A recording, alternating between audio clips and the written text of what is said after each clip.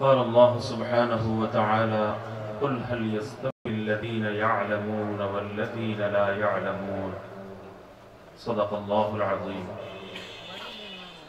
সম্মানিত হযরত উলামায়ে কেরাম, এলাকার সর্বস্তরের মুরব্বিয়ান আযম, যুবক ভাইসব, অন্তরের অন্তঃস্থল থেকে আপনাদের সবাইকে আসসালামু আলাইকুম ওয়া রাহমাতুল্লাহি ওয়া বারাকাতুহু।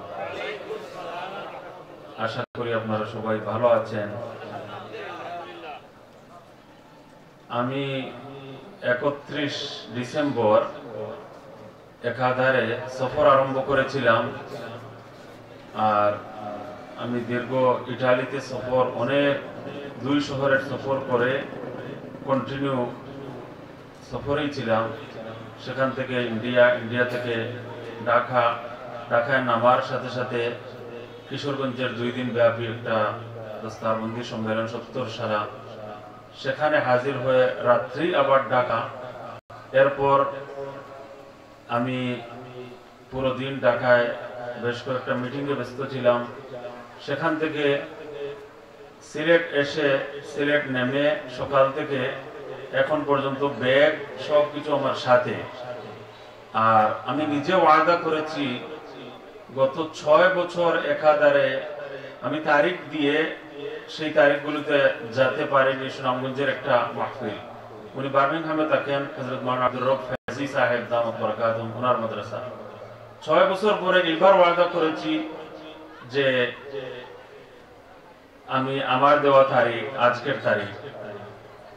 এখন আজকে জকিগঞ্জে ছিল কয়েকটা প্রোগ্রাম, এগুলো শেষ করে আমি ছাতক যদি না যাই তাহলে ওনার কাছে আমি মুখ দেখানোর, মানে অন্তত বার্মিংহামে গিয়ে আমি ঢোকা আমার জন্য মুশকিল হয়ে যাবে, তো একটা কঠিন সমস্যা হয়ে যাবে আমার জন্য। তো আমারই দেওয়া তারিখ, আর আমি যদি গিয়ে সেখানে না পৌঁছাই, আর তাও আবার এর আগে 6 বার আমি মিস করেছি, এইবার ফাইনাল করেছি। আর এইবার বলছেন আমরা অন্য কাউকে দাওয়াত দেইনি, আপনার অপেক্ষায় আমরা থাকবো, বহিরাগত কোনো মেহমান আর নেই। কিন্তু এখন আমি সুনামগঞ্জ গিয়ে পৌঁছবো কিভাবে? আর জগন্নাথপুরের নারিকেল তোলা থেকে সারা দিনে প্রচুর কল যে এটাও আপনি ওয়াদা করেছেন। তো আরো 3 জায়গায়, মানে ঘটনাক্রমে এত বেশি দাওয়াত হয় না, কিন্তু আজকের তারিখ, এটা দারুল আজকারের তারিখটা অনেক পরে আমার জানার সুযোগ হয়েছে। তো আমি এই কথাগুলো এই জন্য বলছি যে আপনারাই প্রতিবাদ করে যেন বলেন যে আপনার এখানে বসাটা জায়েজই হচ্ছে না শরআন, কারণ আপনি ওয়াদা করেছেন অন্য জায়গায় যাওয়ার জন্য, আর আপনি এখানে এসে বসছেন, এইটার তারিখও আপনার তারিখ না। তো এটা পরে জানছি।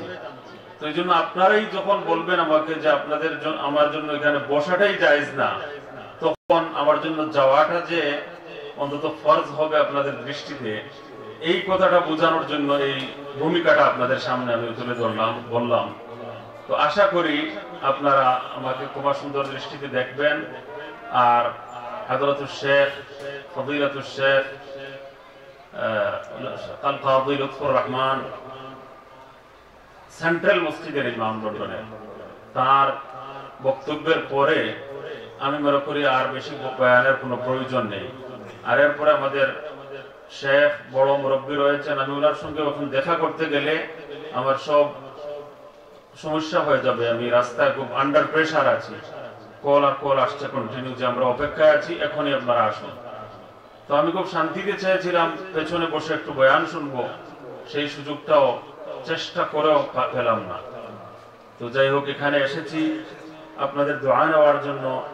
আশা করি আমি ওদমকে আপনারা আপনাদের নেক দোয়ায় স্মরণ রাখবেন।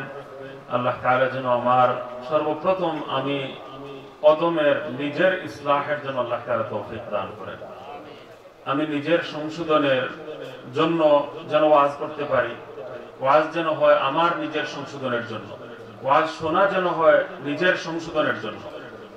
অন্যকে সংশোধন করা বড় কথা নয়, আসল হলো প্রত্যেকেই আমরা নিজেদের সংশোধনের জন্য যদি সচেষ্ট হই, যত্নবান হই, ফিকির মন থাকি, তাহলে পথ খুলে যাবে। ওয়াল্লাযীনা জাহাদু ফীনা লানাহদিয়ান্নাহুম সুবুলানা। প্রত্যেক আলিমের প্রত্যেকটা কথা আমরা এই নিয়তে শুনবো যে আমার সংশোধন কিভাবে হয়। আমার অহংকার কিভাবে দূর হয়, আমার আত্মশুদ্ধির ব্যবস্থা কিভাবে হয়, আমার মধ্যে যত সব দুর্বলতা রয়েছে এই দুর্বলতাগুলো কিভাবে দূর হয়, এই নিয়তে আমাদের ওয়াজ করাও উচিত, ওয়াজ শোনা উচিত। আর শুধু যে করতেই হবে এমন নয়, মাঝে মধ্যেই শোনার প্রয়োজনটাও যারা ওয়াজ করেন তাদের জন্য বহুলাংশে অনেক বেশি। তো এই জন্য আমি আপনাদের খেদমতে এটাই আরজ করবো যে আমি কিছুক্ষণ ওয়াজ শুনতে পেরেছি, এটাই আজকের আমার সবচেয়ে বড় অর্জন। আর এই সমস্ত ওয়াজ মাহফিল থেকে আমরা যেন আমাদের জীবনকে পরিবর্তন করতে পারি, চেঞ্জিং নিয়ে আসতে পারি, এই চেষ্টা আমাদের করা উচিত। আল্লাহ তাআলা ইসলাহের তৌফিক যেন দান করেন। যদি ইসলাহ হয়ে যায় আর ইসলাহের ফিকির পয়দা হয়ে যায়, নিজের সংশোধনের যত্ন এবং অনুভূতি অন্তরে যদি সৃষ্টি হয়, তাহলে ইনশাআল্লাহ তাআলা এইসব ওয়াজ মাহফিল সার্থক হবে। আমি এই কথাগুলো বলেই দোয়া আছে আপনাদের কাছ থেকে বিদায় নিচ্ছি। এই কথা বলে যে আগামী 12 জানুয়ারি সম্ভবত সোমবার হবে না রবিবার, 12 জানুয়ারি রবিবার এই বছর মুন্সিবাজার মাদ্রাসার মাহফিলে ইন্ডিয়া থেকে, ভারত থেকেও বড় বড় উলামায়ে কেরাম আসবেন, পাকিস্তান থেকেও বড় বড় উলামায়ে কেরাম আসবেন, ইউকে থেকেও বড় বড় উলামায়ে কেরাম আসবেন। এবং আমি মনে করি এত বেশি সংখ্যক বহিরাগত বাইরের দেশের উলামায়ে কেরাম অতীতে কোনোদিন এত বেশি সংখ্যায় আসেননি, যত বেশি সংখ্যায় এইবার আসার আশা। তো আপনারা 12 জানুয়ারি মুন্সিবাজার মাদ্রাসার মাহফিলে এমন ভাবে দলে দলে যোগদান করবেন যে বহিরাগত যত মেহমান আছেন তারা যেন খুশি হয়ে যান যে এই এলাকায় কালকে রবিবার, আজকে রবিবার এবং আগামী রবিবার হবে, যে আগামী রবিবার হবে, আগামী রবিবার 12 জানুয়ারি। তো আপনারা সবাই তশরিফ আনবেন। বহিরাগত মেহমানরা যেন এটা মনে না করেন যে এই এলাকার মধ্যে আশা উদ্দীপনা, উৎসাহ উদ্দীপনা এবং আগ্রহের কমতি আছে। তো আপনারা রাজি আছেন ইনশাআল্লাহ? ইনশাআল্লাহ সবাই যাবেন, সবাই চেষ্টা করবেন আমরা যেন জনপ্রতি আরো 10 জনকে কিভাবে নিয়ে যাওয়া যায় এবং শুরু থেকে শেষ পর্যন্ত বহিরাগত মেহমানদের ওয়াজ শোনায় বেশি থেকে বেশি সময় আপনারা দেবেন, এই আশা আমি ব্যক্ত করছি। আর মুন্সিবাজার মাদ্রাসার মাহফিলকে কামিয়াব এবং সফল কাম করার জন্য আপনাদের দোয়া, আন্তরিকতা, সহযোগিতা এবং দাওয়াতি কার্যক্রম যেন এই পুরো সপ্তাহ অব্যাহত থাকে, এই আশাবাদ ব্যক্ত করে এই দোয়া আছে আমি আপনাদের কাছ থেকে বিদায় নিচ্ছি। আমি 1 সপ্তাহ থেকে সফরে আমি ক্লান্ত, পরিশ্রান্ত, রেস্ট নেওয়াটা আমার জন্য ফরজ ছিল, কিন্তু অনেক আগে ওয়াদা করে নেওয়ার কারণে আমাকে যেতেই হচ্ছে। ক্ষমা প্রার্থী। জাযাকুমুল্লাহু খাইরান ওয়া আখিরু দাওয়ানা আলহামদুলিল্লাহি রাব্বিল আলামিন।